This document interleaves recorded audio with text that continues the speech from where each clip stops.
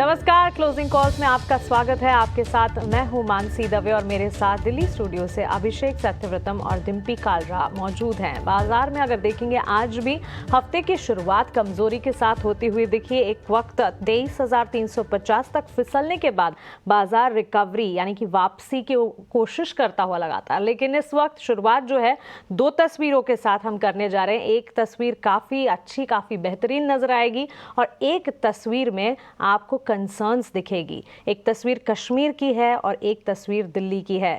कश्मीर में देखिए बर्फबारी यहाँ पर नजर आ रही है। आप ताज़ा नज़ारे जो देख रहे हैं कश्मीर गुलमर्ग में सीजन के फर्स्ट स्नोफॉल की तस्वीर यहाँ पर, और श्रीनगर में भी बरसात की खबरें आती हुई, तो बेहतरीन वहाँ पर मौसम होता है। और इस के विपरीत दिल्ली की हवा में अगर आप देखेंगे एयर क्वालिटी इंडेक्स की अगर बात करें, काफ़ी हद तक दिल्ली प्रदूषण जो है उससे दिल्ली वासी परेशान हैं। कश्मीर में कुदरत मेहरबान तो दिल्ली वासी दिल्ली के प्रदूषण से बेहद परेशान। मेरे दोनों सहयोगी दिल्ली से हैं, डिम्पी, अभिषेक, good afternoon to you.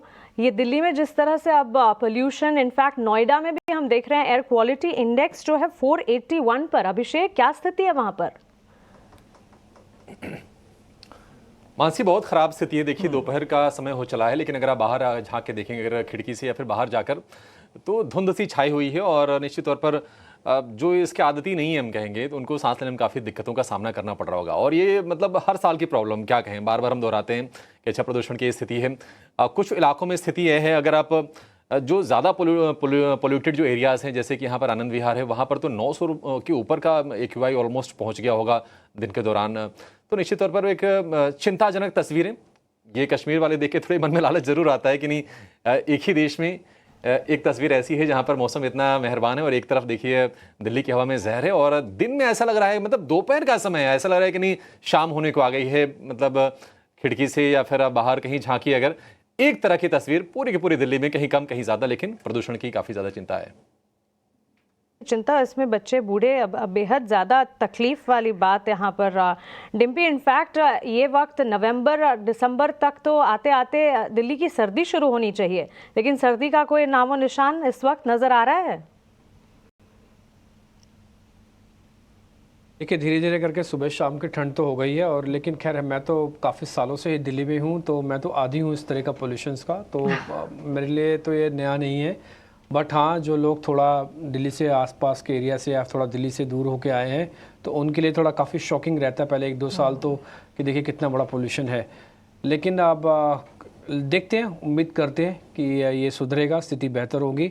Grade 4 अगर लागू हो जाता है तो वर्क फ्रॉम होम वगैरह भी कई जगहों से शुरू हो जाएगा। बट ठीक है, अब जो है सो है। अब इसको ठीक करने के जो प्रयास है वो सरकार की तरफ से होंगे। कुछ लोगों को भी करना चाहिए, कुछ सरकार को भी करना चाहिए।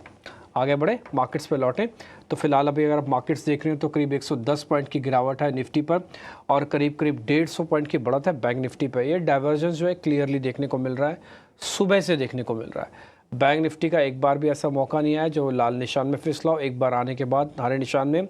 और निफ्टी का बार बार मौके आ तो रहे थे हरे निशान में, लेकिन वो टिका नहीं पा रहा है। वजह आपको बहुत क्लियर पता है कि आज IT पैक ने काफ़ी मूड बिगाड़ रखा है। एक बार अगर आप स्क्रीन पर दिखाना चाहें तो निफ्टी IT इंडेक्स ही खाली दिखा दीजिए, आपको पता लग जाएगा।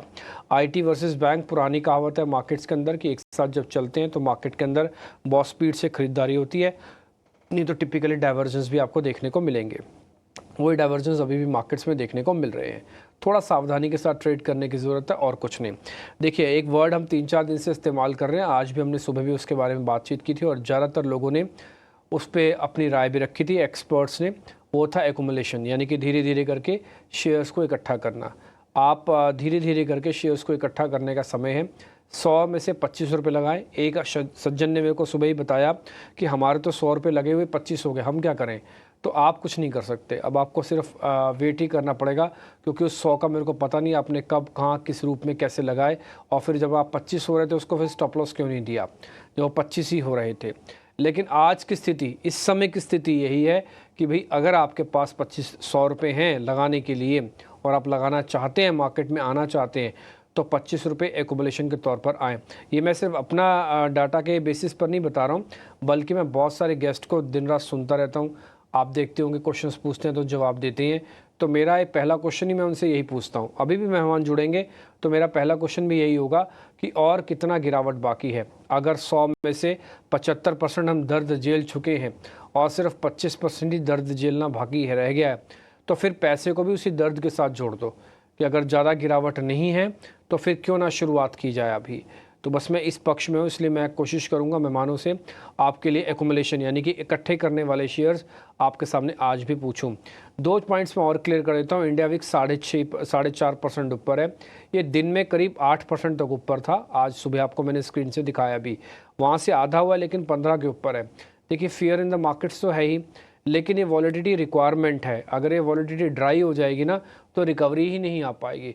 इसलिए रिकवरी की उम्मीद भी विक्स के साथ बनी रहनी चाहिए। इसलिए विक्स बहुत ज़्यादा तो ना बढ़े, लेकिन 15, 15.25 ये रेंज काफ़ी है एक स्ट्रॉन्ग पुल बैक की। दूसरा पॉइंट, अगर आप देख रहे हैं HDFC की हेल्प से बैंक निफ्टी ठीक हुआ, लेकिन निफ्टी का आज IT और रिलायंस के कॉम्बो ने ख़राब कर दिया, तो ये थोड़ा बड़े शेयरों को सामने निकल के आना होगा। तीसरा, FIs 22% पे है, उनमें थोड़े और सुधार की ज़रूरत है। जब तक ये सुधार नहीं होगा, और एक और बात, FI सुधरे ना सुधरे, रिटेल का माल FIs के पास ट्रांसफ़र होना चाहिए, वो नहीं हो रहा। रिटेल अपना माल अपने पास ही लेके रखा हुआ है और वो काट नहीं रहा, बढ़ा भी नहीं रहा। ये अच्छी बात नहीं है। ये बात सच है कि रिटेल ने बहुत ही सूझबूझ का परिचय दिया है, लेकिन अगर 70-80% डोमेस्टिक मार्केट में डोमेस्टिक इंस्टीट्यूशंस का ही रोल रहेगा और 20% FIs अगर रूठे हुए हैं, तो देखिए मार्केट कहाँ पे आके खड़ा हुआ है। तो इसलिए थोड़ा वो स्टिक शिफ्ट हो जाता है। अगर FIs की तरफ में आता है यानी कि उनकी होल्डिंग्स बढ़ती है, तो फिर हो सकता है मोमेंटम आए। 3-4 रिपोर्ट्स के बारे में सुबह आपको हमारे एक्सपर्ट्स भी बता रहे थे, CLFC की रिपोर्ट, नमूरा वगैरह की, उन सब रिपोर्ट्स कुछ और आती हैं तो बाज़ार का मूड तो सुधरेगा, बट नंबर्स में सुधरने के लिए काफ़ी मेहनत करनी पड़ेगी। सारी चीज़ों पे हम कार्यक्रम के दौरान आपके सामने पॉइंट्स रखते जाएंगे, क्योंकि मेहमान जुड़ चुके हैं और मैं ज़्यादा वेट कराना नहीं चाहता। ध्वनि पटेल, श्रीकांत चौहान, नीलेश जैन और राजेश अग्रवाल, ये हमारे आज के मेहमान हैं। ये क्लोजिंग में आपको गाइड करेंगे कि आज क्या करना चाहिए और अब आगे की रणनीति क्या बनती है। आप सभी मेहमानों का बहुत बहुत शुक्रिया, थैंक यू वेरी मच समय देने के लिए। नीलेश भाई, मैं आपसे ज़रा शुरू कर रहा हूँ। अगर हम ये माने सिर्फ लेवल्स के बेसिस पर, देखिए लेवल्स पे तो 200 दिनों के एवरेज हम तोड़े हुए हैं, तो कहीं भी जा सकते हैं, है ना, कहने को तो। लेकिन मैंने कई बार 1.5-2 साल, 3 साल, 5 साल तक के भी चार्ट देखे कि जो 200 दिनों की एवरेज है उसमें छोटा मोटा ब्लिप आए तो और आ जाए, लेकिन वहीं से ही रिकवरी के बारे में सोचना भी शुरू कर देना चाहिए, क्योंकि 200 दिनों की एवरेज बहुत डीप कट्स वापस और नहीं करवाती है। मैं 100 रुपये में से 25 रुपये लगाने की कवायद में बिलीव करता हूँ। आपका टेक क्या है सर? क्या 25 रुपये लगाने चाहिए 100 रुपये में से? वेरी गुड आफ्टरनून डिम्पी जी।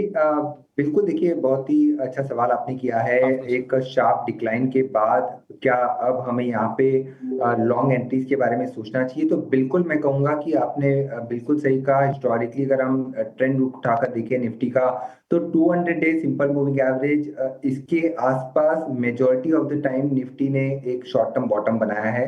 और although it's too early to call it as a bottom, but I think इन लेवलों पर बिल्कुल 20-25% ऑफ अपना कॉर्पस जो आप निवेश करना चाहते हैं यहाँ पर लगा देना चाहिए।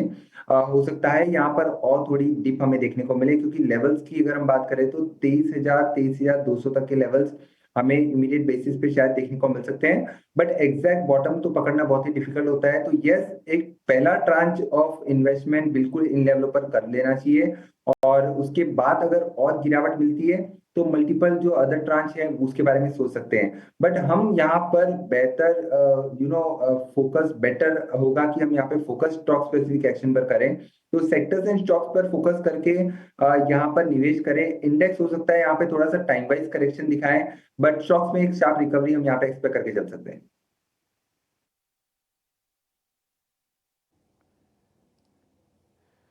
ठीक है, तो एक रिकवरी एक्सपेक्टेड है यहाँ पे इंडेक्सेस के अंदर, वो आपको थोड़ी बहुत मिल सकती है। अब हम स्टॉक्स के बारे में शुरू करते हैं। ध्वनि पटेल, श्रीकांत जी नमस्ते। ध्वनि, पहले आपसे शुरू करें, आप अपने शेयर्स बताओगे। वैसे आपका स्टांस तो नेगेटिव था, आप हो गया आपके टारगेट्स पूरे ध्वनि पटेल? 23,500, 23,300 भी कहा आज, तो 23,300 भी दिख गया स्क्रीन पर। क्या और अभी गिरना चाहते हो आप मार्केट?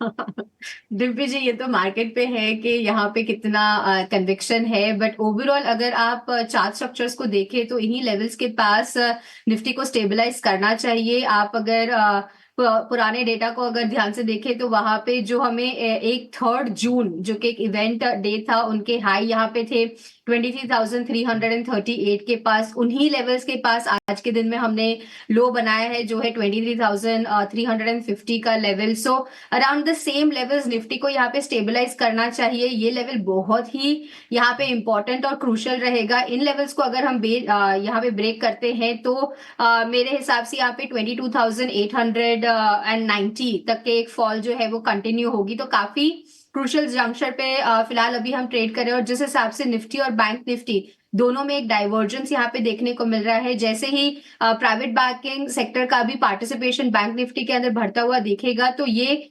डाइवर्जेंस जो है वो निफ्टी को हेल्प करेगा कंफर्मेशन में कि यहाँ पे एक स्टेबलाइज करके बाइंग इनिशिएट करी जाए। तो लेवल्स को खास करके ध्यान में रखें। 23,350 आज का जो लो बनाया है 23,300, इसको बहुत ही क्रूशियल माना जाएगा। ओवरऑल यहाँ पे स्टैंड्स मेरा जो है वो अभी फिलहाल न्यूट्रल बन रहा है। कोई भी बाय या सेल साइड इन लेवल्स पे इनिशिएट नहीं करनी चाहिए। लेवल स्पेसिफिक स्टॉक्स जो है वहां पे मोमेंट देखने को मिल रही है, तो उन लेवल स्पेसिफिक स्टॉक्स के अंदर अभी फिलहाल के लिए नजरिया बनाना चाहिए। इंडेक्स को इन लेवल्स पे अवॉइड करना चाहिए। बता दीजिए फिर कौन से स्टॉक्स हैं आपके?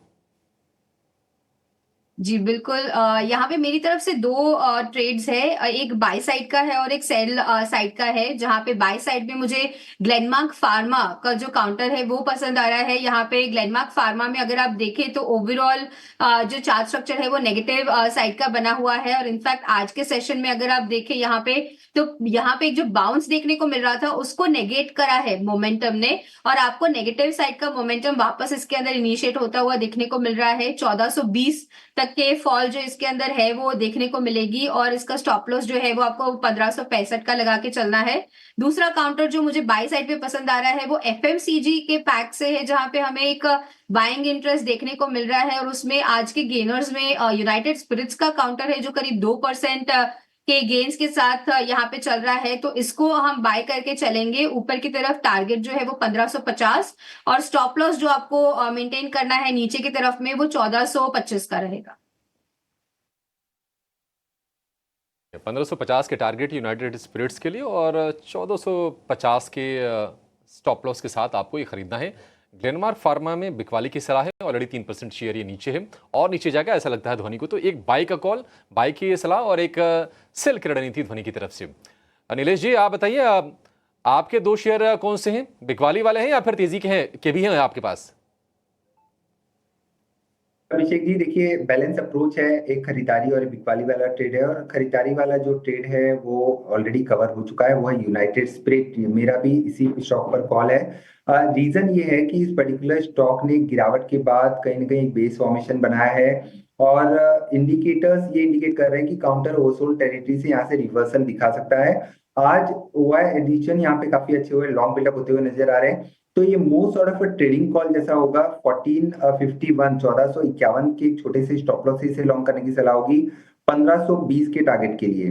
तो लॉन्ग आइडियाज होगा यूनाइटेड स्पिरिट का। शॉर्ट आइडिया है IndusInd bank, one of the weakest bank मैं कहूंगा कि कोई भी रिस्पाइट जो हमने देखी बैंक निफ्टी में, उसके विपरीत इस पर्टिकुलर स्टॉक ने लगातार अंडर परफॉर्म किया है, और स्ट्रक्चर इनफैक्ट ये इंडिकेट कर रहा है कि गिरावट यहाँ पे और गहरा सकती है। 970 तक के लेवल्स यहाँ पे लोअर साइड में देखने को मिल सकते हैं। 1015 के स्टॉप लॉस से इंडसइंड बैंक को शॉर्ट करने की सलाह होगी। ओके, यूनाइटेड स्पिरिट्स खरीदारी की कॉल नीलेश जी को भी पसंद आता हुआ, और साथ ही इंडसइंड बैंक में बिकवाली की रणनीति। तो एक कॉल खरीदारी की और एक बिकवाली की। लेकिन बाजार में देखिए रिकवरी अटेम्प्ट की कोशिश लगातार हो रही है। बैंक निफ्टी बाकी सारे इंडेक्सेस के मुकाबले बेटर प्लेस नजर आएगा। और आज के सत्र में अगर देखें HDFC बैंक LNT की ही बदौलत हम देख रहे हैं कि बाजार को काफ़ी हद तक सपोर्ट इस वक्त मिल रहा है। बैंक निफ्टी में अब 154 अंकों की मजबूती के साथ कामकाज आप देखेंगे HDFC बैंक मजबूती दिखाते हुए। लेकिन ओवरऑल बाजार के सेटअप को अगर देखें, कन्विक्शन मिसिंग है, सेल ऑन राइज की सिचुएशन अब भी प्रेवलेंट है। श्रीकांत चौहान है हमारे साथ, उनसे उनकी स्ट्रैटेजी और उनके स्टॉक स्पेसिफिक रिकमेंडेशन समझ लेते हैं। Shrikant, good afternoon, thank you for giving your time. हर तेजी पर कोलैप्स होता हुआ बाजार, क्या सेंस कर रहे हैं मार्केट के लिए, स्ट्रैटेजी क्या बनाएंगे, स्टॉक स्पेसिफिक कॉल्स आपकी? Good afternoon everyone. तो देखिए, मुझे लग रहा था कि निफ्टी जो है वो 23,800 23,750 पे काफ़ी अच्छा सपोर्ट लेके एक बार वापस से हम 24,500 तक रिबाउंड कर सकते थे, लेकिन वहाँ पे काफ़ी क्लियरली हमने रिजेक्शन देखा और इवेंचुअली मार्केट ने जैसे ही 23,800 को तोड़ा है, हमने इमीडिएटली जो नेक्स्ट इंपॉर्टेंट लेवल्स थे 23,500 एंड 300, उन लेवल्स के करीब हमने मार्केट को आते हुए देखा है। आज की भी जो रिकवरी है वो अगेन 200 डीएमए के आसपास जाने के बाद रिवर्स हुई है। दैट मीन्स कि अभी भी मार्केट में सेलिंग प्रेशर इंटैक्ट है। तो जब तक मार्केट 23,500 के ऊपर ट्रेड नहीं करता या उसके आसपास का क्लोज नहीं देता, तब तक मुझे लगता है कि प्रेशर जारी रहेगा। एंड टुडेज लो 23,300 ये काफी इंपॉर्टेंट है। अगर इन लेवल्स को अगर निफ्टी ब्रेक करता है तो फिर शायद हम ग्रेजुअली एक बार 23,100 150 तक करेक्ट हो सकते हैं। पर एट द सेम टाइम अगर हम लास्ट 30-35 डेज के अगर डेटा को देखें तो मुझे यही लग रहा है कि इस मार्केट में हमने अभी तक कोई भी बड़ा मीनिंगफुल रिबाउंड नहीं देखा है और इसी वजह से मुझे लग रहा है कि ये मार्केट धीरे धीरे ओवरसोल्ड होते जा रहे हैं। पॉसिबिलिटी है कि near the this particular event of Maharashtra election हमें कुछ शॉर्ट कवरिंग देखने मिले। तो मुझे लग रहा है कि जब तक रिवर्सल फॉर्मेशन नहीं बनता तब तक हमें कोई बड़ी पोजीशन बनाने का कोई लॉजिक नहीं है। बट अगर कोई रिवर्सल फॉर्मेशन बनता है, अगर कोई बुलिश रिवर्सल फॉर्मेशन यहाँ पे अगर अपीयर होता है चार्ट पे, तो फिर वहां पे हमें लगता है कि कुछ लॉन्ग की पोजीशन बनाई जा सकती है। तो at this levels avoid index, better to focus more on stocks. Okay, observation and हमारे लगातार एक्सपर्ट्स का एडवाइस आपके लिए, इंडेक्सेस से दूर रहें, स्टॉक स्पेसिफिक मौके ज़रूर आप चुन सकते हैं। श्रीकांत, फिर बताइए क्लोजिंग ट्रेड्स में स्टॉक्स कौन से हैं आपके रेडार पर? बिल्कुल, तो देखिए यहाँ पे फाइनेंशियल्स में नो डाउट काफी अच्छा परफॉर्मेंस है, रिलेटिव आउट परफॉर्मेंस भी हमने देखा है। और अगर प्राइवेट और पीएसयूज को देखें तो हमें लगता है कि पीएसयू बैंक्स ने काफी अच्छे नंबर्स रिपोर्ट भी किए हैं और उनके जो टेक्निकल फॉर्मेशन है वो भी काफी अच्छे हैं। तो हमें लगता है कि यहाँ पे बैंक ऑफ बड़ौदा एक ऐसा स्टॉक है जिसे हम करंट लेवल से कुछ लॉन्ग का व्यू बना के हुए कुछ लॉन्ग की पोजीशन बना सकते हैं। यहाँ पे स्टॉप लॉस थोड़ा बड़ा होगा बिकॉज इन लेवल्स पे मैं कहूंगा कि यहाँ पे कुछ पोजिशनल ट्रेड लिए जा सकते हैं। तो 224 का स्टॉप लॉस रखें, 240 242 में से खरीदे। स्टॉप लॉस 224 का होना चाहिए और टारगेट्स नजर आते हैं 255 से लेकर 270 के। साथ ही साथ मुझे लगता है कि यहाँ पे जो सेलिंग बन सकती है वो कुछ माइक्रो फाइनेंस कंपनीज में बन सकती है। तो जहाँ पे कुछ माइक्रो फाइनेंस का बुक है जैसे कि एबी कैपिटल है, यहाँ पे हमें लगता है कि कुछ और वीकनेस दिखाई देगा। ये स्टॉक यहाँ से करेक्ट होते हुए 170 के लेवल्स दिखा सकता है और जो हमें स्टॉप लॉस रखना है वो हम 191 का रखेंगे। तो एबी कैपिटल को शॉर्ट करें और बैंक ऑफ बड़ौदा को लॉन्ग करके चलें। एक खरीदारी की कॉल बैंक ऑफ बड़ौदा पर और एबी कैपिटल में बिकवाली की रणनीति इस वक्त। तो क्लोजिंग ट्रेड्स हमारे तीनों एक्सपर्ट्स की तरफ से, स्टॉक स्पेसिफिक रिकमेंडेशन और साथ ही स्पेशल एडवाइस कि इंडेक्स के बदले आप स्टॉक्स पर नजर रखें, वहां पर आपको इस वक्त मोमेंटम दिख सकता है। बाजार का टेक्सचर अब भी अगर देखें कंसर्न ज़्यादा हावी होते हुए दिख रहे हैं। एडवांस डिक्लाइन और साथ ही वॉलेटिलिटी पर भी नज़र रहनी चाहिए क्योंकि इंडिया विक्स की अगर बात करें वहाँ पर लगातार जो मजबूती है, साइंस ऑफ कंसर्न मार्केट के लिए और मार्केट पार्टिसिपेंट्स के लिए बिल्कुल बनती हुई। ध्वनि, गुड आफ्टरनून। बाजार में अगर देखें एचडीएफसी बैंक और एलएनटी है जो कि इस वक्त संभालने का काम करे, लेकिन एक और खेमा और उसमें भी एक पर्टिकुलर स्टॉक अगर देखेंगे दमदार नतीजों के ठीक बाद हीरो मोटर कॉर्प के स्टॉक प्राइस में अच्छा खासा एक्शन देखने को मिला। उसके ठीक बाद ब्रोकरेज रिपोर्ट्स अभी बुलिश आना शुरू हो गई। दूसरी तिमाही में मुनाफा करीब 14% बढ़ा। नोमुरा की रिपोर्ट की माने 5,805 तक के लक्ष्य भी यहां से देखने को मिल सकते हैं। हीरो मोटर कॉर्प के चार्ट से एक बार आप देखें और सिर्फ ऑटो ही नहीं, ऑटो एंसिलरी पर भी, नॉट जस्ट हीरो मोटर लेकिन कोई और स्टॉक आपके रेडार पर हो तो। जी बिल्कुल, गुड आफ्टरनून मानसी। यहाँ पे हीरो मोटर कॉर्प का चार्ट स्ट्रक्चर अगर आप देखें तो डेफिनेटली एक बाउंस आज के सेशन में देखने को मिला है, बट इंट्राडे चार्ट्स काफी इंटरेस्टिंग बन रहे हैं क्योंकि आज के डे हाई के बाद हम अभी फिलहाल डे लो पे ट्रेड कर रहे हैं। तो वही जिस लेवल्स के साथ हम ओपन हुए थे उन्हीं लेवल्स के साथ हम यहाँ पे ट्रेड कर रहे हैं। तो यहाँ से एक वापस से बाइंग एक्शन इसके अंदर देखने को मिल सकता है, जिसमें बहुत जरूरी रहेगा स्टॉक के लिए ऊपर जो आज का हाई बनाया है 4835 का, उसको क्रॉस करना। जैसे ही 4835 का लेवल क्रॉस होता है, इसमें फ्रेश बाइंग एक्शन जो है वो आपको देखने को मिलेगा मोमेंटम के साथ, तो वहां पे आप बाय इनिशिएट कर सकते हैं। टारगेट इसका ऊपर की तरफ में यहाँ पे टेक्निकली रहेगा 5055 का, और स्टॉप लॉस के तौर पे आपको नीचे की तरफ जो लेवल मेंटेन करना रहेगा वो 4695 का है। बट ध्यान रखिए यहाँ पे बाय इनिशिएट होता है 4835 के ऊपर।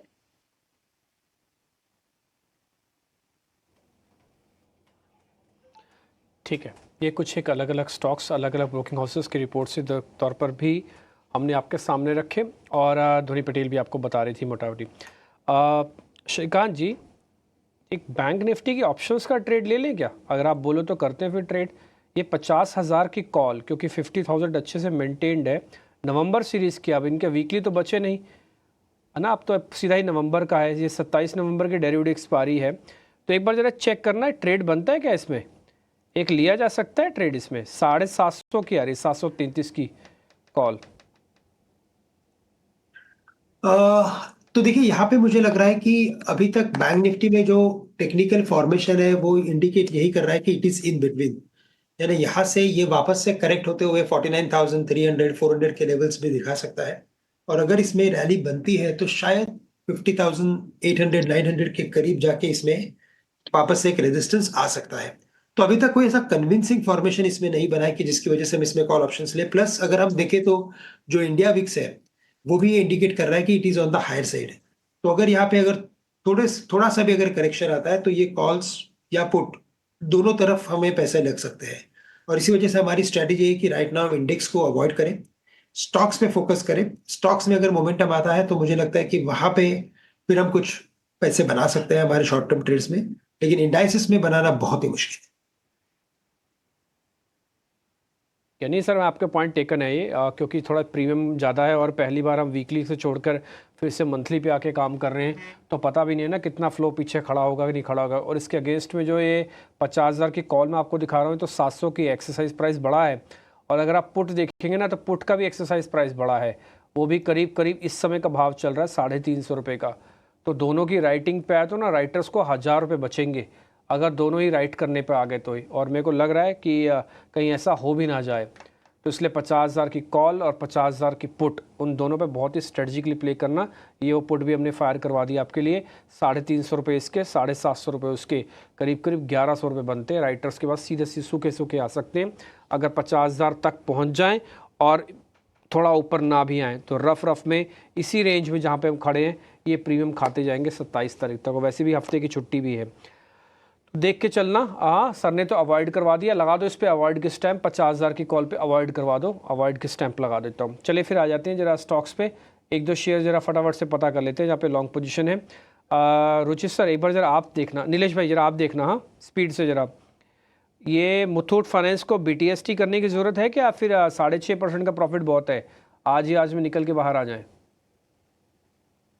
बिल्कुल, एक बार के लिए अगर एग्जिस्टिंग लॉन्ग पोजीशन है तो बुक कर लें, क्योंकि एक गैप अप ओपनिंग हुई है, हो सकता है एक गैप कल फील होता हुआ नजर आए, और जिस हिसाब से बाजार में वीकनेस है तो बेहतर होगा कि यहाँ पे जहाँ पे भी मुनाफा हो रहा है बाहर लेना चाहिए। शेयर और है जरा उसके बारे में बताना है, चोला फिन। नीलेश आप ही देखना, चोला फिन या इसका भी BTST करें या फिर इससे भी प्रॉफिट बुक करके बाहर निकले आज का? देखिए, यहाँ पर एक इंटरेस्टिंग सेटअप है। काउंटर एक बुलिश मॉर्निंग स्टार फॉर्मेशन जैसा फॉर्म पैटर्न बनाता हुआ नजर आ रहा है, और थोड़ा एक फॉलोअप मूव हम यहाँ पे एक्सपेक्ट करके चल सकते हैं। 2% हुआ इजाफा हुआ है, लॉन्ग बिल्डअप हो रहे हैं, तो काउंटर में थोड़ी और जगह है 1270 1280 से लेके 1300 तक की। तो 1280 से 1300 की जोन में अगर ये जाता है तो वहां पे एक बार के लिए प्रॉफिट बुकिंग के बारे में सोच सकते हैं। एग्जिस्टिंग लॉन्ग है तो बने रहें, और 1225 के आसपास का एक छोटा सा स्टॉप लॉस यहाँ पे लगाने की सलाह होगी। ठीक है, तो दोनों शेयर्स पे आपको मोटा मोटी एक व्यू पॉइंट मिल गया। छोटा सा ब्रेक के बाद राजेश अग्रवाल आपको स्क्रीन पर दिख रहे होंगे, और जहाँ वो बैठे हैं ना वहाँ पे मैं कह सकते हैं बजर दिखाना, राजेश जी की स्क्रीन दिखाना। कहीं धूप कहीं छाँव जैसा है, तो आधी धूप आधी छाँव में, आधी लाइट आधे अंधेरे में बैठे हैं सर। तो यही कुछ मार्केट का हाल भी है, आधा अंधेरा है आधी रोशनी है। रोशनी उम्मीद की है, अंधेरा डाटा की है, लेवल्स की है। तो ये उम्मीद से रोशनी की तरफ हम, यानी कि अंधेरे से रोशनी की तरफ आएंगे, ये राजेश जी बताएंगे छोटे से ब्रेक के बाद। राजेश जी ऐसे ही बैठे रहना, आधी धूप आधी छाँव में हो आप।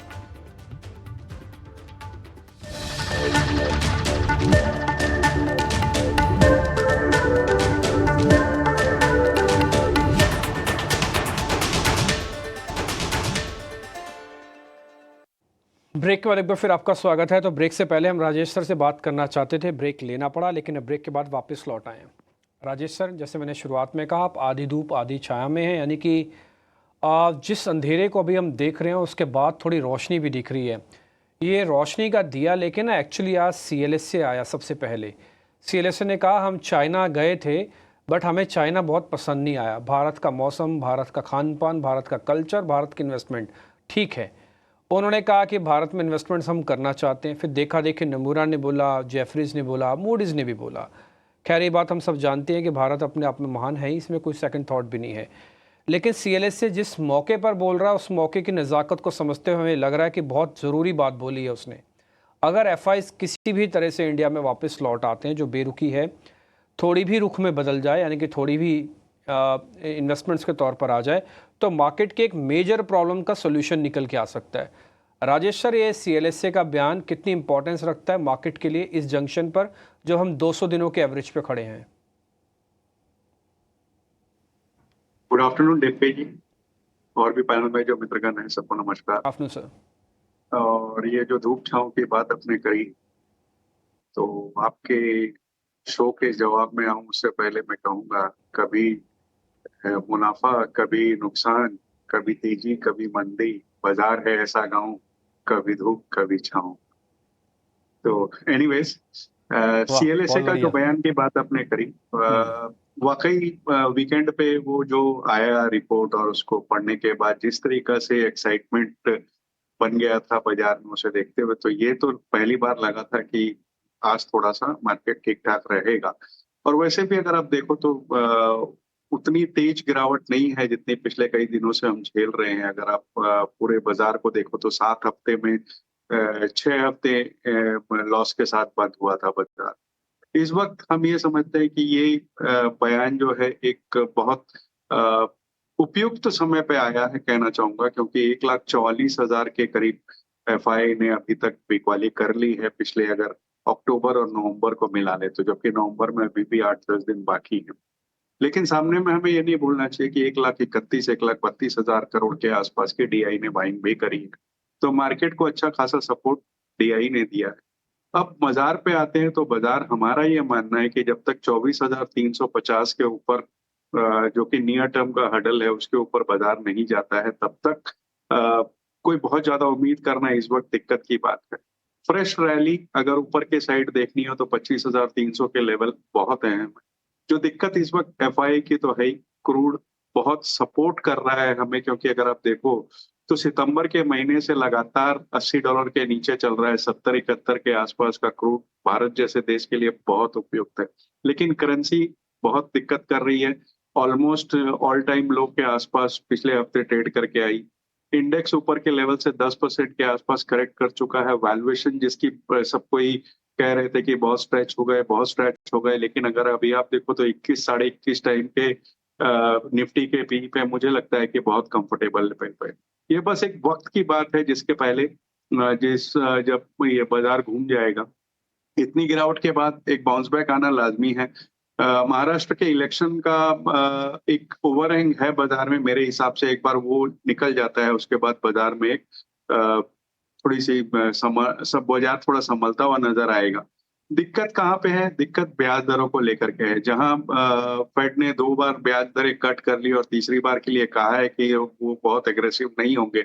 वहीं RBI की तरफ से अगर आप देखो तो कोई बहुत ज्यादा पॉजिटिव बयान नजर नहीं आए हैं, बावजूद इसके कि पीयूष गोयल साहब ने पिछले दिनों एक फोरम में कहा था कि अब समय आ गया है कि RBI रेट कट करे। तो ये रेट कट का एक मुद्दा है, जिसके बाद हमें लगता है बाजार बहुत तेजी से तूल पकड़ेगा। इतनी गिरावट के बाद वैल्यूएशन अच्छे हो गए हैं। CLSA की ये बयान एक बहुत सपोर्टिव है। मुझे लगता है कि जो अच्छी कंपनियां हैं जहां कट देख चुके हैं 50-50%, 40-40% का ऊपर के लेवल से, वहां बिल्कुल कुछ अच्छी कंपनियों में निवेश करने के एक सही मौका है अगर किसी को 6 से 9 महीने का समय होराइजन हो तो। निवेश करने का अच्छा मौका है अगर आप थोड़ी लंबी अवधि का नजरिया रखते हैं तो। लेकिन यह है कि कंपनियां आपको बड़ी सोच समझ के चूज करनी होंगी बाजार में। आज का एक मेजर एक्सीडेंट है होनासा कंज्यूमर, मामाअर्थ की पेरेंट कंपनी है ये। और सितंबर में जो भाव थे वो 550 रुपए के आसपास के प्राइसेस थे।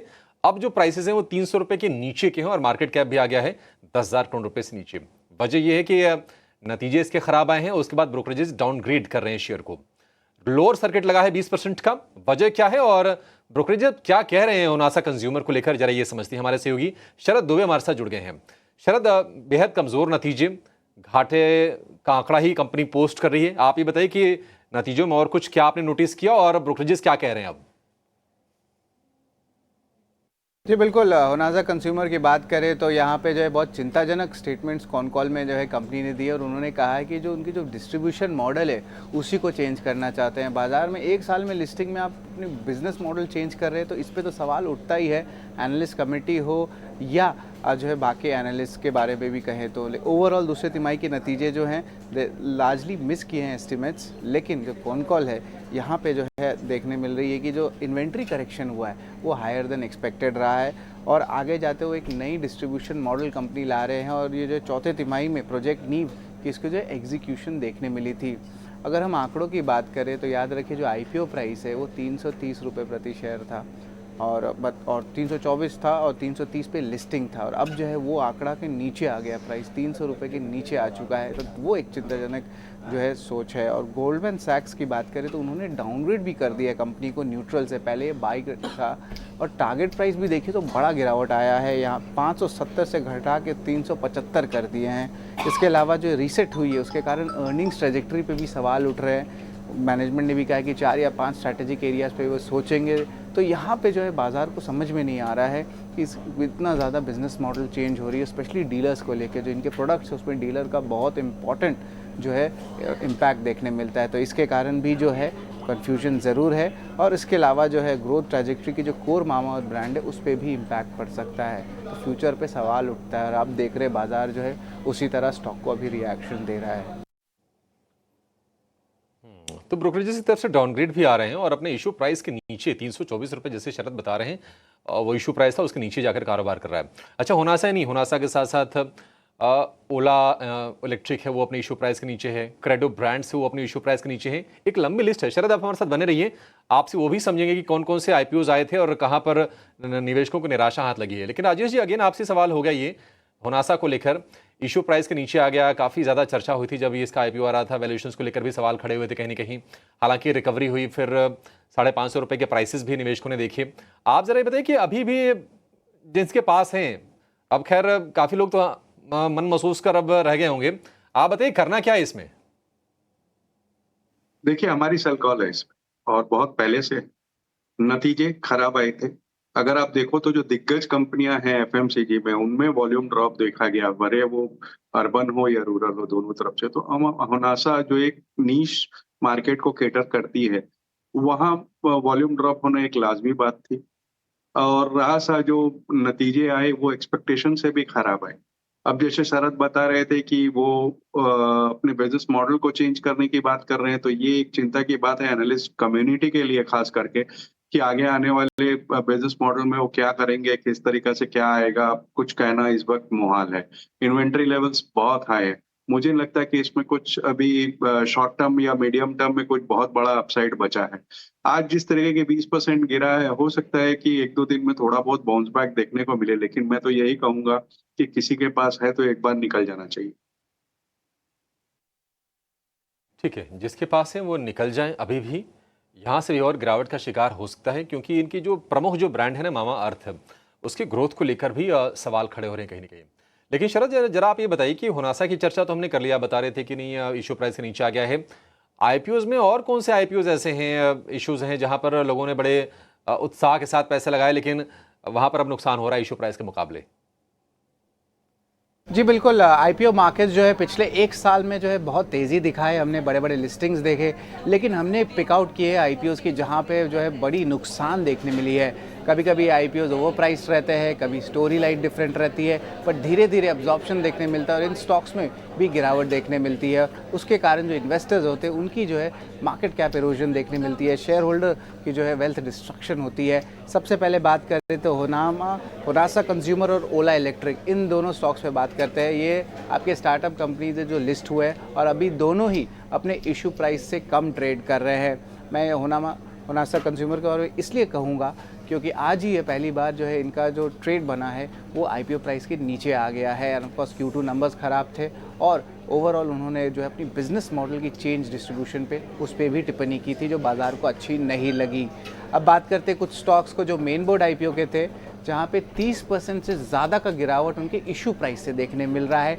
ये स्टॉक्स जो है फायर करिएगा, स्क्रीन पे देखेंगे क्रेडो ब्रांड्स आ रही है सबसे पहले लिस्ट पे, लगभग 38% का जो है आप कह सकते हैं इशू प्राइस से गिरावट देखने मिली है। उसके बाद Muthoot Microfin, Fed bank financial service, ESAF small finance bank, capital finance bank, बहुत सारे छोटे मझले बैंक्स में देख रहे हैं कि बड़ा सिग्निफिकेंट वेल्थ इरोजन हुआ है। उसके अलावा Deepak builders, Western Carriers, Tolins tyres, cross trading, उसके बाद सीगल जैसे कंपनीज में भी जो है अच्छी मोमेंटम थी आईपीओ के लिस्टिंग के समय। अब जो है आप देख रहे हैं कि यहाँ पे सेलिंग देखने मिल रहा है। याद रखिए बहुत सारे लॉक इन पीरियड्स भी खुलते हैं इस समय और पिछले 12 महीने में जो है एग्जिट्स भी देखने मिलती है। लेकिन अगर स्टॉक सस्टेन नहीं करता है तो आईपीओ में के बाद जो है वेल्थ डिस्ट्रक्शन भी होता है और वो इन सारे स्टॉक्स के लिस्ट में हम देख रहे हैं। इसके अलावा पॉपुलर व्हीकल, एक्मे फिनट्रेड, आरके स्वामी जैसे स्टॉक्स भी इस लिस्ट में शामिल हैं। तो ये है पूरे मेन बोर्ड आईपीओ का पूरी कहानी, जहाँ पे पिछले 12 महीने में जो स्टॉक्स है जो अपनी इश्यू प्राइस से सस्ते अभी ट्रेड कर रहे हैं।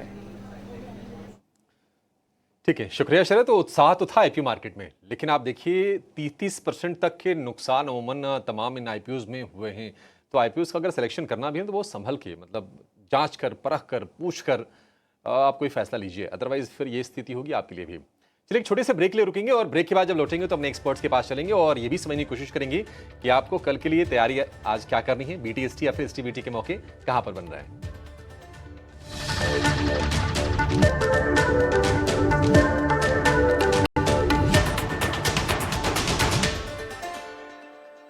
एक रिकवरी अटेम्प्ट करने के बाद इस वक्त अगर देखेंगे निफ्टी में गिरावट फिर से गहराती हुई, करीब 200 अंकों की बिकवाली 23,450 के इर्द गिर्द इस वक्त झूलता हुआ निफ्टी, बिकवाली का दबाव निफ्टी में हावी होता हुआ। आइए फटाफट से हमारे एक्सपर्ट्स हैं उनकी बीटीएसटी एसटीबीटी ट्रेड्स और फटाफट कुछ और स्टॉक्स भी आपके लिए पता लगा लेते हैं। ध्वनि, शुरुआत आपसे करेंगे। एक तो एल्यूमिनियम स्टॉक्स पर अपनी राय दीजिए, क्योंकि क्लियरली हम देख रहे हैं नैल्को, टाटा स्टील, हिंडाल्को, वेदांता सारे स्टॉक्स में 3 से 5% तक का इजाफा है। चीन में एल्यूमिनियम और कॉपर पर एक्सपोर्ट टैक्स में छूट खत्म होने से मेटल्स में तेजी आई है। तो एल्यूमिनियम पर आपकी राय और इसके अलावा बीटीएसटी या एसटीबीटी ट्रेड आपका। तो यहाँ पे मानसी, सबसे पहले जिन्हीं स्टॉक्स का आपने जिक्र करा उसमें मेटल स्पेस में से मुझे हिंडाल्को का जो स्ट्रक्चर है वो यहाँ पे अच्छा लग रहा है, बट इसके अंदर डे हाई से हम वापस से नीचे की तरफ फिसल चुके हैं। स्टॉक का जो सपोर्ट लेवल यहाँ पे बनता हुआ देखने को मिलेगा वो आपको देखने को मिलेगा 635 से 640 के लेवल्स के पास। तो उन लेवल्स के पास इसके अंदर फर्दर आप बाय ट्रेड इनिशिएट कर सकते हैं। हाल फिलहाल में मार्केट के जो यहाँ पे सेंटिमेंट्स बढ़ रहे हैं उन हिसाब से एक बाय ट्रेड हिंडाल्को में यहाँ पे रेकमेंड नहीं करूंगी। इनफैक्ट ओवरऑल मेटल स्पेस में भी अगर आप चार्टिकल स्ट्रक्चर्स देखें तो स्टॉक्स के अंदर आपको ऊपर की तरफ में एक डेज हाई से वापस से एक प्रॉफिट टेकिंग देखने को मिलेगी। तो कल के सेशन में ओपनिंग के साथ इनको रिविजिट करके वापस से इसके अंदर कोई भी एक स्टैंस बनाया जा सकता है। जहां तक बीटीएसटी ट्रेड्स का सवाल है तो यहाँ पे मुझे एमएफएसएल का जो काउंटर है वो पसंद आ रहा है। अगर आप वहां पे डेली का चार्ट स्ट्रक्चर देखें तो स्टॉक ने अपने 50 पीरियड की ईएमए के पास एक सपोर्ट लेवल कायम करा और आज के सेशन में भी यहाँ पे 20 पीरियड की ईएमए तो शॉर्ट टर्म एवरेजेस जो है उनके ऊपर स्टॉक आज के सेशन में क्लोजिंग दे रहा है। तो यहाँ पे एक बाय इनिशिएट कर सकते हैं। ऊपर की तरफ टारगेट जो आपको यहाँ पे रहेगा वो 1300 के लेवल्स तक यहाँ पे आपको देखने को मिल सकता है और नीचे की तरफ में आपको जो स्टॉप लॉस यहाँ पे मेंटेन करना है वो यहाँ पे 1215 का रहेगा। ध्वनि की तरफ से उनकी बीटीएसटी कॉल। श्रीकांत, आपकी बीटीएसटी या फिर एसटीबीटी ट्रेड और साथ ही एक बार एफएमसीजी निफ्टी एफएमसीजी इंडेक्स को भी देखिएगा। एचयूएल, मैरिको, आईटीसी इन स्टॉक्स में एकाएक मजबूती है और निफ्टी एफएमसीजी एकमात्र इस वक्त हम देख रहे हैं आउट परफॉर्म करता हुआ सेक्टर। एकाएक तेजी इस वक्त नजर आई है। बिल्कुल। तो देखिए, अगर सबसे पहले अगर बीटीएसटी की अगर बात करें, क्योंकि यहाँ पे मुझे लग रहा है कि कुछ फाइनेंस स्टॉक्स में हमें फोकस करना है, बिकॉज वहां पे या तो अपसाइड या तो डाउनसाइड नजर आ रही है।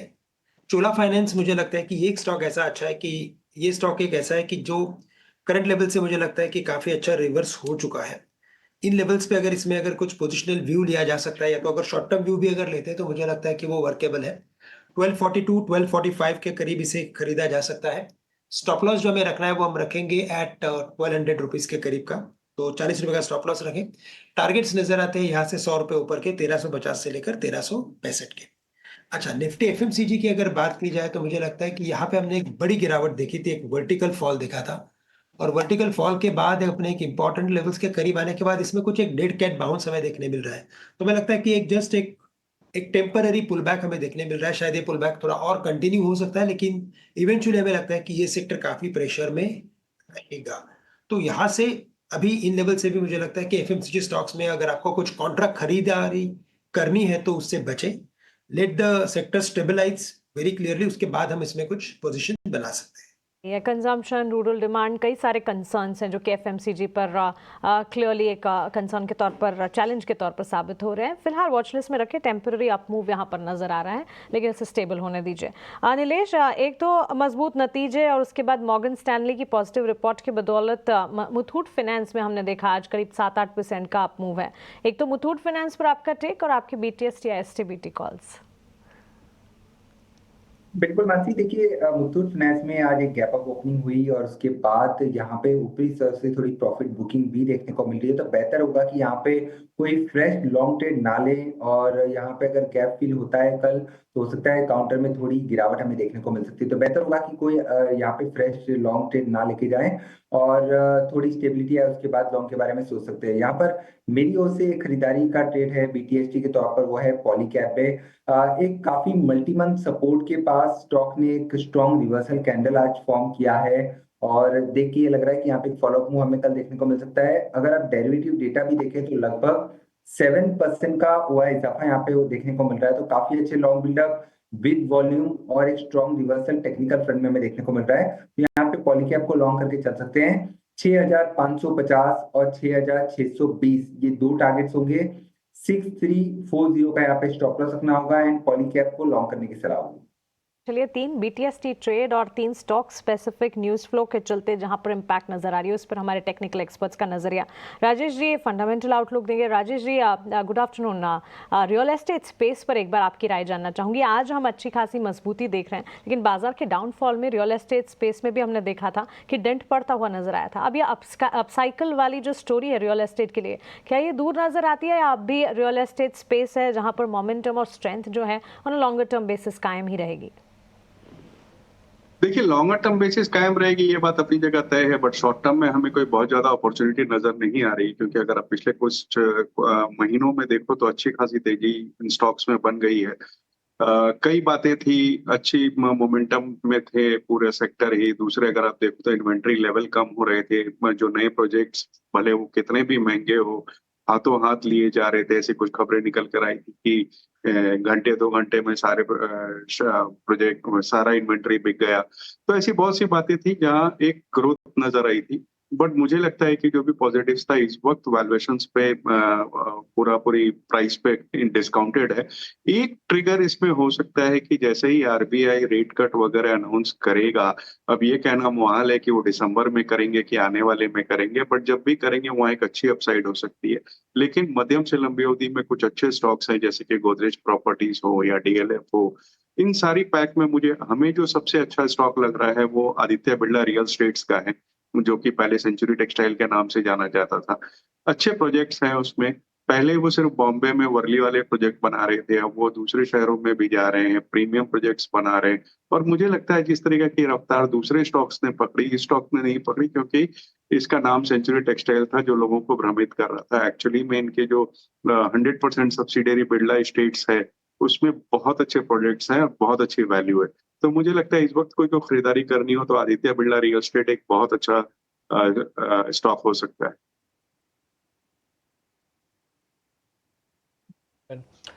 आप कुछ जरा टेक्निकल्स लेवल पे आते हैं। आप पहले तो नीलेश भाई आपके पास आ रहा हूँ मैं, उसका फिर श्रीकांत से भी क्वेश्चन पूछूंगा। मैं अपनी स्क्रीन से आपको एक एयू बैंक दिखाता हूँ चार्ट। एक्चुअली एयू बैंक का मल्टीपल सपोर्ट एरिया यहीं पे ही है जहाँ पे मैंने अभी लाइन ड्रॉ की है। अगर एक बार मेरा टर्मिनल दिखा पाएँ तो एक बार ज़रा दिखाइएगा। और ये मैं आपके सामने बता रहा हूँ 2022 से, ये आप देख पा रहे होंगे 1 2 3 एंड दिस वन 4th। अब 4 से वापस आज कैंडल रिवर्सल की बनी है। ध्वनि एक बार ज़रा आप ही चेक करना, आप चेक कीजिए पहले ज़रा एयू बैंक, क्या ये स्ट्रॉन्ग बेस मानूं मैं इसको? ये 4 बार का रिवर्सल है यहाँ से। जी बिल्कुल डिम्पी जी, इसका आप देख रहे हैं स्ट्रक्चर जिस हिसाब से स्टॉक के अंदर जो बेस फॉर्मेशन बन रही है वो यहाँ पे 555 का लेवल जो है उसके पास बनती हुई देखने को मिल रही है। इनफैक्ट अगर आप रेंज को कंसिडर करें यहाँ पे रादर देन 1 पॉइंट जहाँ पे स्टॉक ने रिवर्सल बनाया है तो आपको रेंज देखने को मिलेगी 525 से 555 की 30 पॉइंट की रेंज है जिसके अंदर स्टॉक का एक बेस फॉर्मेशन काफी स्ट्रांग देखने को मिल रहा है। तो जिस हिसाब से हम इन मार्केट्स के अंदर अक्यूमुलेशन के स्टॉक्स को ढूंढ रहे हैं उसी हिसाब से एयू बैंक को भी एक candidate on the similar lines consider करा जा सकता है। इनके अंदर कोई भी एक गिरावट भी 555 के लेवल तक आपको देखने को मिलती है तो नीचे की तरफ में पोजिशनली आप एक स्टॉप लॉस लगा के रखें यहाँ पे 525 रुपए का, और इसके अंदर खरीदारी कर सकते हैं स्लो एंड स्टेडी ट्रांचेस के अंदर।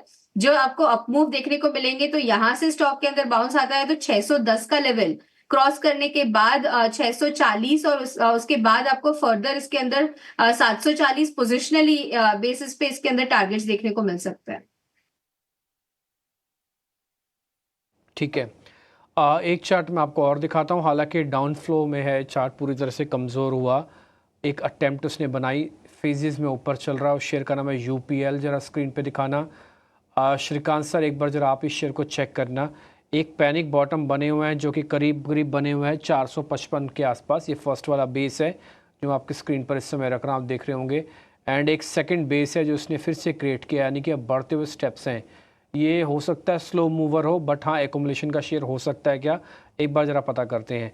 क्योंकि इसने एवरेज पार की, वापस तोड़ दी, फिर से रुक गया उसी जगह पर जहाँ पर रुकना चाहिए। क्या हिम्मत है वापस से एवरेजेस पार करके ऊपर आके ट्रेड करेगा? श्रीकांत सर एक बार ज़रा चेक करना। अभी कन्विक्शन 100% तो नहीं जागा, बट हाँ क्योंकि जिस लेवल पे आके रुका वो बहुत क्रिटिकल है। बिल्कुल, तो देखिए ये स्टॉक स्पेसिफिकली अगर हम टेक्निकली देखते हैं तो इसमें काफ़ी मैं कहूँगा कि काफ़ी वॉलेटाइल स्टॉक रहा है। नो डाउट कि अपने इंपॉर्टेंट लेवल्स के करीब आने के बाद इसमें एक रिबाउंड देखने मिलता है, but at the same time higher levels पे जब सेलिंग आती है तब भी ये स्टॉक उतनी ही स्पीड से नीचे भी आ जाता है, यानी कि करेक्शन में भी इसमें आ जाता है। तो हमें लगता है कि करंट लेवल से नो डाउट काफ़ी अच्छा सपोर्ट मिला है और एक अच्छी रिकवरी देखने मिल सकती है। हमें लगता है कि ये स्टॉक वापस से एक बार 580 तक के लेवल्स दिखा सकता है, और करंट लेवल्स पे जैसे इसने वापस से 200 दिन के एवरेज के ऊपर और 20 डीएमए के काफ़ी नज़दीक आ चुका है, तो हमें लगता है कि इसमें तेज़ी और बन सकती है।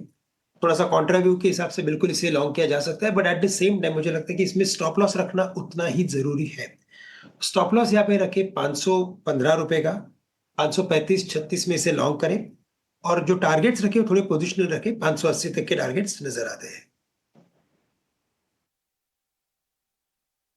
एक कन्विक्शन में बता दिया 580 तक आ सकता है। आज का ये टॉप गेनर अच्छे लेवल पे बंद हो रहा है, इसलिए चेक करवाया। जब मेटल्स की बात छिड़ी तो इन्वेस्टर्स का एक फेवरेट शेयर है एनएमडीसी। इन्वेस्टर्स को काफ़ी अच्छी वैल्यू भी बना के दी है, और मैं कोई बड़ी बहुत पुरानी बात नहीं बोल रहा। 110 रुपये का शेयर था, ये था अगस्त 2023 के अंदर। आप देखिए कितना स्ट्रॉन्ग मूव आया। इस मूव को अरेस्ट हुआ और ये डाउनफॉल में चला गया, लेकिन अब एक फनल के अंदर है। एक बार आप नीलेश भाई इसको ज़रा देख रहे होंगे स्क्रीन से, मैं भी दिखा रहा हूँ आपको। एक डाउन स्लोपिंग और एक अपवर्ड स्लोपिंग का एक फनल बन रहा है, और ये ब्रेकडाउन या ब्रेकआउट जल्दी कर देगा। यानी कि अगले 10 दिन में प्रोबेबिलिटी है कुछ ना कुछ करेगा ज़रूर। एक बार आपका टेक चाहिए इस पे, जिनके पास पोजीशन है उनका स्टॉप लॉस, और जिनके पास नहीं है उनको लेना चाहिए कि नहीं? बिल्कुल डिम्पी जी, देखिए एक ट्रायंगल फॉर्मेशन हम कह सकते हैं इसे, वो फॉर्म होता हुआ नजर आ रहा है। और साथ ही साथ अगर आप 200 एक्सपोनेंशियल मूविंग एवरेज यहाँ पर लगाएं तो ठीक उन्हीं लेवलों के आसपास सपोर्ट लेता हुआ भी नजर आ रहा है। तो क्लस्टर ऑफ सपोर्ट्स है यहाँ पर, मेरे ख्याल से एक पुल बैक ट्रेड यहाँ पर लिया जा सकता है। और आज एक स्मॉल बॉडी बुलिश कैंडल जिसे हम इनसाइड बार कहते हैं वो भी यहाँ पे बनता हुआ नजर आ रहा है। तो मेरे ख्याल से यहाँ पे 228 235 तक का पुल बैक अगर प्ले करना है तो इसे लॉन्ग करके चल सकते हैं। एक छोटा सा स्टॉप लॉस 217 का रखना होगा, तो 217 के स्टॉप लॉस से यहाँ पे एक लॉन्ग ट्रेड लेके जा सकते हैं। ठीक है। एनएमडीसी के शेयर पर ना आज दिन के दौरान दूसरी बार ऐसा हो रहा है कि इस पर बाई की रिकमेंडेशन आ रही है, और 12:30 बजे शो में भी हमारे एक मेहमान थे, उन्होंने भी इस पर खरीदारी की सलाह दी थी। 1.5% ऊपर फिलहाल ही शेयर है। राजेश जी, एक क्विक चेक आपसे जानना चाहेंगे। देखिए, मेटल को लेकर अक्सर ही चर्चा होती है, तो कहा जाता है कि नहीं ट्रेडिंग बेट्स ही हैं, मतलब सिक्लिकल होते हैं, तो आप ज़्यादा लंबी अवधि का ना सोचें। आज की जो तेज़ी है उसको देखकर क्या लोगों को उत्साहित होना चाहिए, या फिर जो ट्रेडर हों बस वो अपॉर्चुनिटी देखें, पैसे कमाएं और बाहर निकल जाएं? देखिए, दो अलग अलग चीजें हैं। जो ट्रेडर हो वो तो अपना स्टॉप लॉस टारगेट मेंटेन करे, जितना भी उसको मिलता है लेके निकल जाए। लेकिन इन्वेस्टमेंट के लिए मैं समझता हूँ कि अच्छे लेवल्स है, 253 255 के लेवल्स इसमें आने वाले 6 से 9 महीने में आ सकते हैं। कम बोनस की बात कर रहा हूँ क्योंकि कंपनी ने बोनस अनाउंस कर रखा है। नतीजे एक्सपेक्टेशन से बेहतर आए थे, वॉल्यूम्स में थोड़ी बहुत ड्रॉप देखी गई थी जबकि एक्सपेक्टेशन बहुत ज्यादा ड्रॉप की थी। लेकिन जिस तरीके से स्टील में देश में ग्रोथ हो रही है आने वाले दिनों में, मुझे लगता है कि आयरन ओर की डिमांड बढ़ती हुई नजर आएगी। एनएमडीसी चूंकि एक अग्रणी कंपनी है, यहाँ एक अच्छा नंबर्स देखने को मिलेगा। बैलेंस शीट बहुत स्ट्रांग है कंपनी की, डिविडेंड अच्छा देती है। तो मध्यम से लंबी अवधि वाले जो निवेशक हैं उनके लिए एक अपॉर्चुनिटी है एनएमडीसी जैसी कंपनियों में निवेश करने के लिए। डीसी का ही नाम लिया राजेश ने भी।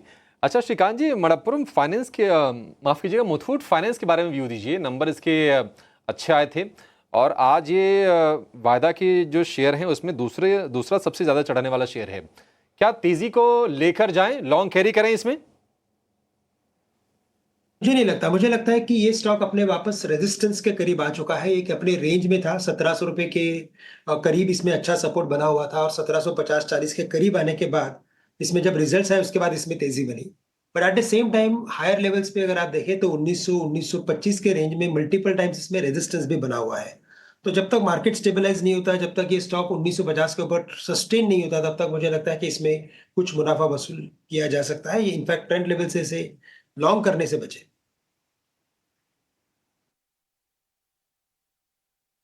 मार्केट बंद होने को आप सिर्फ 1 ही मिनट का समय रह गया, ज़्यादा शेयर पूछेंगे नहीं तो आज की क्लोजिंग की तरफ हम बढ़ रहे हैं। निफ्टी बैंक हर निशान की तरफ गया। आज दिन भर में निफ्टी बैंक ने काफ़ी दम लगाया, अपने को गिरावट में नहीं जाने दिया। वजह HDFC बैंक और कुछ हद तक मार्केट की अपनी प्लेसमेंट्स भी हैं और अपने लेवल्स भी हैं जो सब कुछ कैलकुलेटेड हैं। निफ्टी पे आज रिलायंस और IT कंपनीज़ का थोड़ा प्रेशर रहा, इस वजह से निफ्टी ज़्यादा उभर नहीं पाया। लेकिन डैमेज के हिसाब से कोई बहुत मेजर डैमेज नहीं है। हमने लास्ट ट्रेडिंग सेशन में भी 200 दिनों के एवरेज के नीचे बंद किया था। आज सेकेंड डे है जब हम निफ्टी को फिर से 200 दिनों के एवरेज के नीचे बंद कर रहे हैं। ये एक अपॉर्चुनिटी के तौर पर भी हो सकता है, बट और वर्टिकल्स ठीक हो जाएं तब। अगर नहीं होगा तो फिलहाल आप जो भी बढ़त आ रही है उसको शक की निगाह से, उसको कॉशियस होके, उसमें पूरा ट्रस्ट ना दिखाते हुए मौके का फ़ायदा उठाइए। मौके का फ़ायदा आप समझ गए होंगे, 100-150 पॉइंट जब भी मिले निकलिए बाहर। अभी पैसा लगाना, बड़ा पैसा मार्केट को देना अभी ठीक नहीं है। स्ट्रेटजिकली प्लेसमेंट करने का समय बेस्ट हो सकता है, इसलिए 100 में से 25 रुपये अलग अलग शेयर, सेक्टर्स, कंपनीज, ट्रेड अपने हिसाब से छांट के ज़रूर लगाया जाए। एडवांस डिक्लाइन की रेशो आज उतनी ठीक नहीं है। 1600 शेयर्स आज ख़राब बंद हुए यानी कि डिक्लाइंस के साथ, और 966 शेयर ऊपर।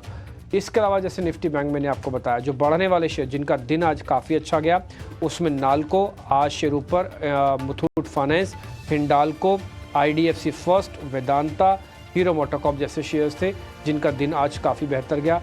और जिनका ख़राब दिन था उसमें गैस वाली कंपनी शामिल थी, AMP यानी कि जो उनके प्राइस होते हैं गैस प्राइजेस के, अब वो सब इशू बना रहा, तो आज शेयर्स ने 10-10, 15-15% का नुकसान दिखाया। गुजरात गैस को भी आप शामिल कर लीजिएगा। बायकॉन और रियलिटी जैसे शेयर्स भी आज थोड़े टूटते हुए नजर आए। समय ज़्यादा है नहीं अब क्लोजिंग और बताने का, आप अपने टर्मिनल्स को जरा चेक कीजिएगा। कल मेरे को लगता है फिर से एक साइडवेज कंसोलिडेशन का दिन हो सकता है, और परसों महाराष्ट्र में चुनाव होने की वजह से छुट्टी होगी। तो कल का सेशन देखते हैं कैसे निकलता है। आज के सेशन के लिए मेहमानों का मैं शुक्रिया अदा करूंगा। Dhoni Patel, thank you very much. Srikanth sir, आपका भी शुक्रिया। नीलेशन, आपका भी शुक्रिया। राजेश भाई, आपका भी बहुत बहुत शुक्रिया, थैंक यू वेरी मच आज समय देने के लिए। फिलहाल मेरे को, मानसी और अभिषेक को आप इजाज़त दे सकते हैं। इस कार्यक्रम से इतना ही, नमस्कार।